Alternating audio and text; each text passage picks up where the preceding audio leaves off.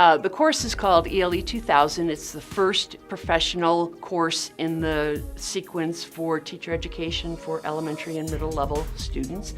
And it's called School and Society, and it's a broad overview of the field of education.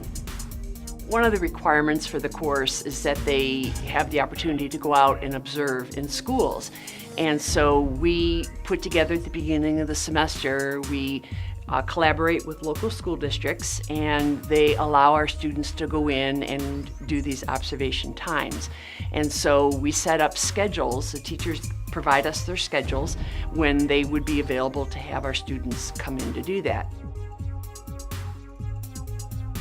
My graduate assistant will, every week, types out the teacher's schedules, what time slots are available, and we put them on clipboards.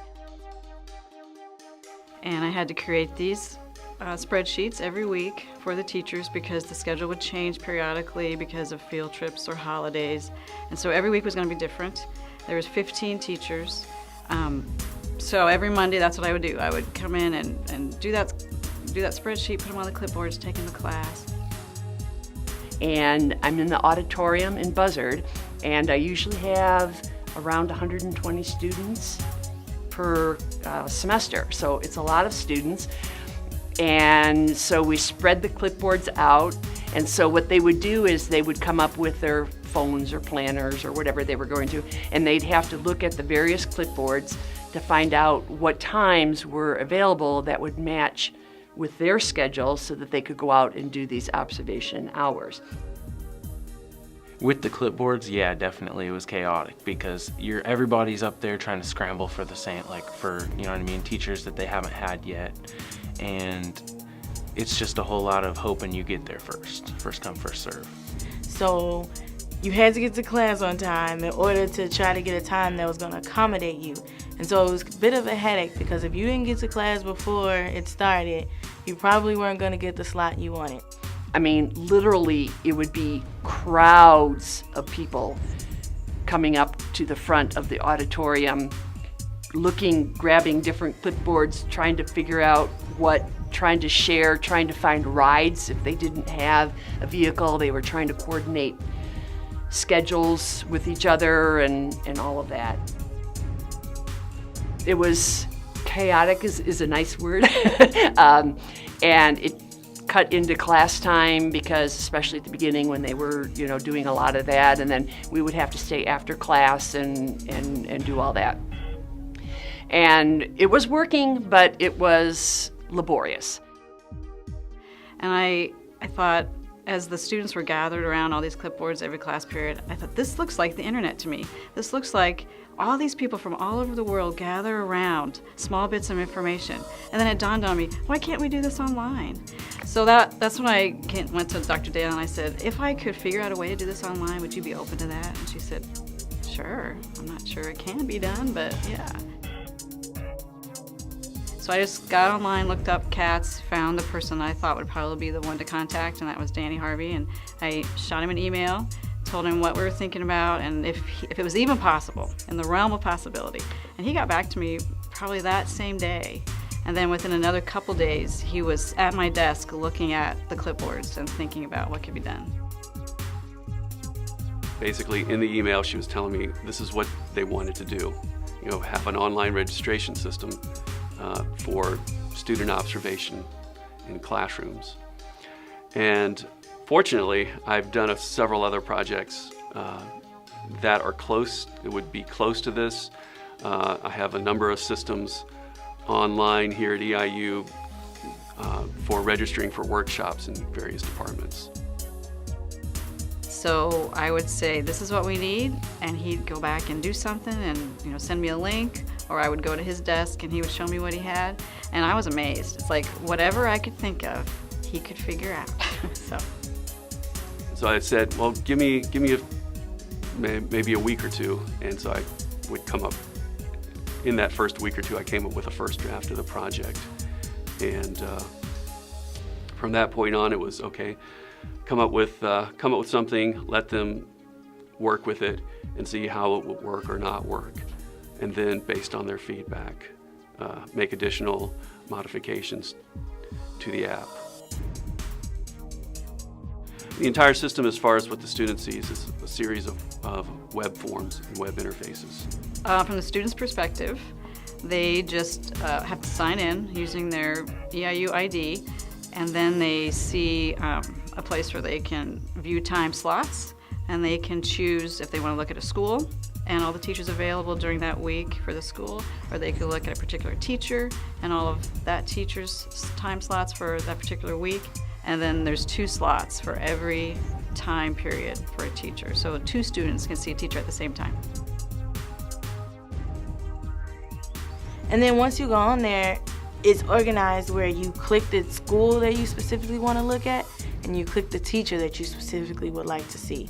So that was great too, because I could only go on Fridays. So it was easy. Instead of having to jog through all of those different days and dates and grades, I could easily just click, I want to go on Friday, I want 5th grade, and I want Mr. So-and-so. And once they click on that, it becomes theirs. You know, they have signed up for that spot, and it shows up in their current registration page where everything they've signed up this semester is listed with the teacher's name, the room number, the school, the time and date, and then a link with where the school's name is. There's a hot link to Google Maps so that they can access it while they're on the road, while they're standing in the hallway at the school, whatever, to figure out where they're supposed to be, and it's very handy. That was Danny's idea. I didn't even think of that one. So. They also developed an app, and so that the students could because most of them, use their phones, and so they could just simply click on that and it would automatically go to that registration page. And the day that Gina announced or put up on the screen how to access the app, I probably had 75% of my students in that huge auditorium whip out their phones at that moment and do it, and there was a collective wow. And Gina told me that the first day that the app was launched and they demonstrated it to the students, some of the students actually clapped and cheered. I guess it seemed like a better alternative than everybody running up and filling out those clipboards.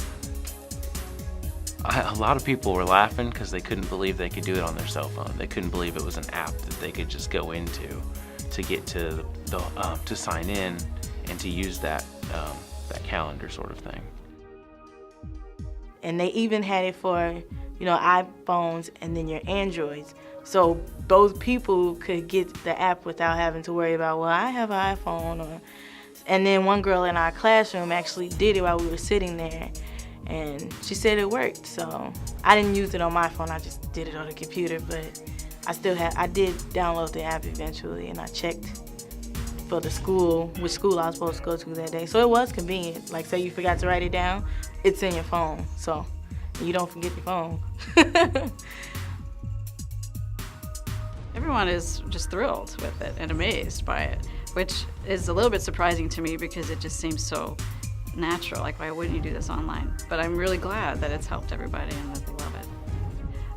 As far as how well it's performed compared to the other, it's like night and day. The students have the opportunity to take care of their own problems. They don't have to contact us with, I forgot something, where is that, what's the class room number. It's all online. They can access it themselves. They can set up their own calendar if they want, to remind themselves of dates and times. So it's taken a lot of the paperwork, the busy work off of our shoulders and put it onto theirs in a much cleaner, more usable way. From a professor point of view, one of the things that it has done is given me back my full 50 minutes. Because previously, with all, when they were all coming up on the stage and I would let them, do what they needed to do, and sometimes it was like 10 minutes into the class period, but I wanted them to have that opportunity to sign up, and so my class period kept getting cut into by having to do all this. So now I have the full 50 minutes for class, which I really, from a professor point of view, I really appreciate. The biggest advantage is the personalization of it. It's the fact that you can be in your room and find it and take the time and get your planner right here next to you and literally look through and see, okay, I can go on this day, and be able to just be on that computer and just look at it right there versus trying to figure it all out before you get to class. Now, I mean, we can just, I'm watching the game or something and I can just do it on my phone really fast and then go to class, and we have all that time back to just to go through what we need to do. I like it that I can have it set up at the beginning of the semester and then just let it run itself instead of constantly doing the same details over and over again every week.